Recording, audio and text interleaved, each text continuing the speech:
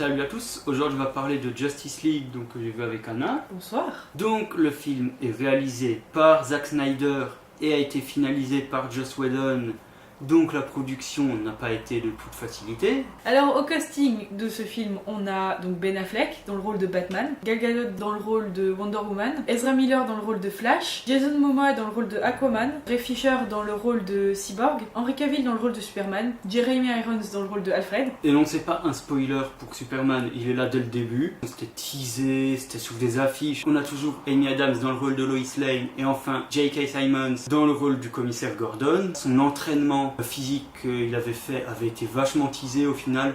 On le voit 3 pauvres minutes dans le film. Alors le film fait bien évidemment suite à BVS, mais aussi on le sait à Suicide Squad. Donc Bruce Wayne, Batman, veut faire sa ligue à lui. Donc il va faire appel en plus de Wonder Woman qui connaît déjà aux super-héros dont il avait trouvé les vidéos dans BVS. Et pendant ce temps-là, dans le reste du monde, donc chez les Amazones, chez les Atlantes, etc., il y a 3 cubes qui s'activent.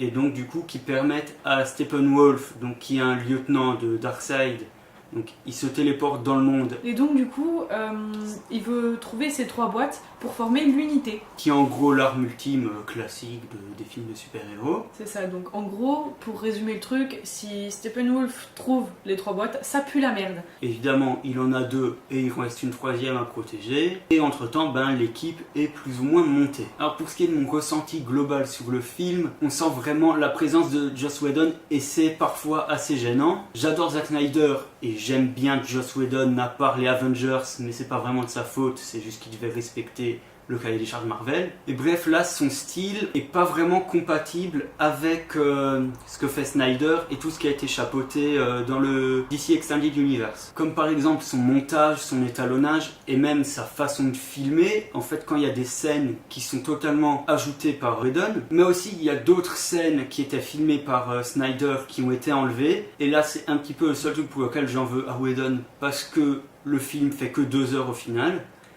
Et il aurait pu les laisser et moins rajouter certains trucs dont il n'y avait pas besoin. T'achèteras le DVD en version longue ? Alors ça c'est très intéressant parce que pour l'instant personne a priori ne veut faire la version longue. Joss Whedon avait juste été engagé pour finir à peu près pendant 6 mois à faire les reshoots et donc remonter le film. Et Snyder pour l'instant est toujours en pause de cinéma et pour l'instant on n'a aucune news et a priori quand on veut commander le Blu-ray il n'est pas parlé de version longue. Donc il y en aura peut-être une mais dans longtemps, voilà. Et une des choses qu'a fait Whedon c'était de rajouter plus d'humour, notamment en rajoutant quelques phrases à Cyborg et à Flash et il n'y en avait pas vraiment besoin parce que faut savoir que DC Warner avait demandé à Snyder, après les résultats de BVS, de faire Justice League moins sombre dans ses thématiques. Ouais, un peu plus léger déjà. Ouais, un peu plus léger. Et sans les ajouts de Whedon, le film aurait quand même respecté le cahier des charges. On ne pourra pas tellement parler du jeu d'acteur parce que le cinéma qui passe de la VO ne reçoit jamais les films du DC Universe et c'est fort dommage parce qu'à chaque fois que je les redécouvre en VO, je me rends compte qu'ils étaient encore mieux. Mais moi je veux bien dire le truc avec Philippe, comme ça Aurélien il le rajoute au montage. En général quand on oublie une VF ça veut dire qu'elle est pas soit bien, soit normale. Et quand on l'oublie pas, c'est Philippe, je sais où tu te caches, viens ici que je te bute en cul. Ensuite, sujet délicat, la musique, parce que c'est Danny Elfman qui a la composition et on l'entend pas. Ça pouvait être n'importe qui d'autre, ça aurait fait la même chose. Genre, cette année, avec ça et 50 nuances degrés, son CV est un petit peu en... Il a fait la musique de 50 nuances degrés. Les deux. Comment... Il avait besoin d'argent. Non mais moi en fait, par rapport à la musique, il y a 2 thèmes que j'ai retenus. Premièrement celui de Wonder Woman, que je trouve extrêmement badass. Pas de lui. Mais même, mais ouais je sais, mais genre à l'oreille quand genre tu le reconnais tu vois, et c'est un thème badass, genre quand tu l'entends ça t'évoque tout de suite Wonder Woman. Et le thème de Flash, genre chaque fois qu'il est au ralenti, genre quand il court, on entend genre la petite musique un petit peu douce, genre un petit peu plus calme que les gros thèmes de bataille. Ça, je pense que c'est le thème de Flash. Et sinon, il reprend son propre thème de Batman, donc il y a presque 30 ans, et aussi très vite fait le thème de Superman de John Williams. Et globalement, ce sera les trucs les plus marquants. Chose importante à savoir, si vous n'avez pas encore vu le film, il y a 2 scènes post-génériques. Une vers le début qui a été faite par Joss Whedon et qui est assez comique, voilà. Mais par contre, il y en a une deuxième vraiment tout à la fin, donc restez parce que c'est pas dans les habitudes de DC de faire ça.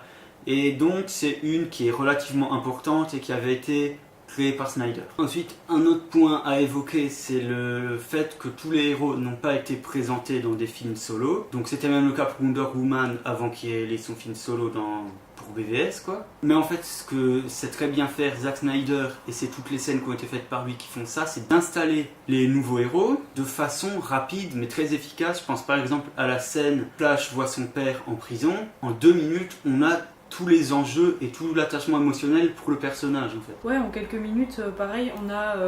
genre ça pose tout de suite le caractère d'Aquaman. Bon, en même temps, quand tu vois la tronche de Jason Momoa... Et pour ce qui est de Cyborg, il est développé là, et même c'est celui qu'on voyait le plus dans les vidéos de BVS, du coup on sait qui c'est et d'où il vient quoi. Et donc pour ce qui est de l'histoire principale, en fait j'ai l'impression que DC repompe exactement les animés qu'ils ont fait il y a quelques années auparavant. Alors là je sais plus lequel, si c'est Justice League War ou Crisis on Earth, je sais plus, mais un de sorti à peu près 2013-2014 et qui donc on reprend quasiment le scénario. Et du coup comment dire, c'est un film un petit peu plus simple, là où BVS devait adapter 3 arcs, il en adapte juste un, et ça se ressent, enfin personnellement j'ai pas l'impression que le film raconte autant de trucs que ce que faisait BVS, il y a beaucoup moins de métaphores, et ouais, pour faire cohabiter Snyder et Whedon au sein d'un même film, alors que c'est des gars qui n'ont pas du tout les mêmes thématiques, bah du coup c'est au final ni un vrai film de Snyder ni un vrai film de Whedon. Non en fait oui, Whedon préfère se concentrer sur le quotidien, ce qu'il faisait beaucoup avec ses séries.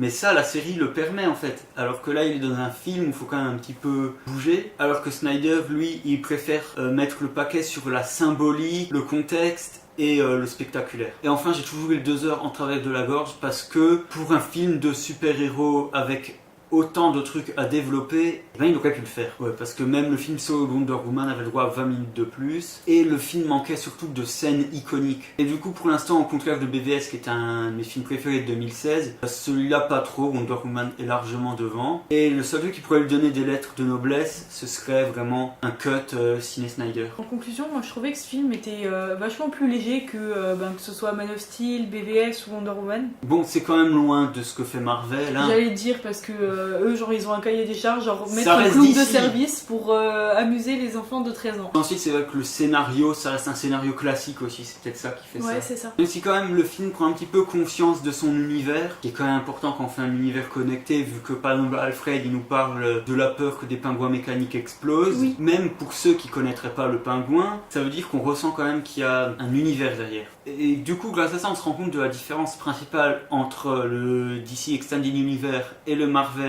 Cinematic Universe. C'est que DC nous ouvre une fenêtre sur un univers qui existait déjà avant et qui va continuer à exister. Des fois, il nous fait un petit peu un cours d'histoire comme avec Wonder Woman. Et au contraire, Marvel nous conte son univers de la création des premiers super-héros jusqu'à maintenant où tout a été établi. Alors du coup, ce film peut vous décevoir si vous attendez un Marvel hyper léger. Mais ensuite, ça reste quand même un film relativement accessible qui peut peut-être vous faire rentrer dans l'univers d'ici si... Par exemple, BVS vous a rebuté. Au contraire, si dans BVS vous avez aimé vraiment le côté métaphorique homme versus Dieu plus que l'action en elle-même, alors là, c'est clairement pas ça. Et sinon, si vous aimez bien juste tous les films de super-héros Marvel, DC, X-Men, et que vous aimez bien les films d'action, globalement, ça passe quoi. Et si vous vous attendez à un Suicide Squad avec des gentils, non.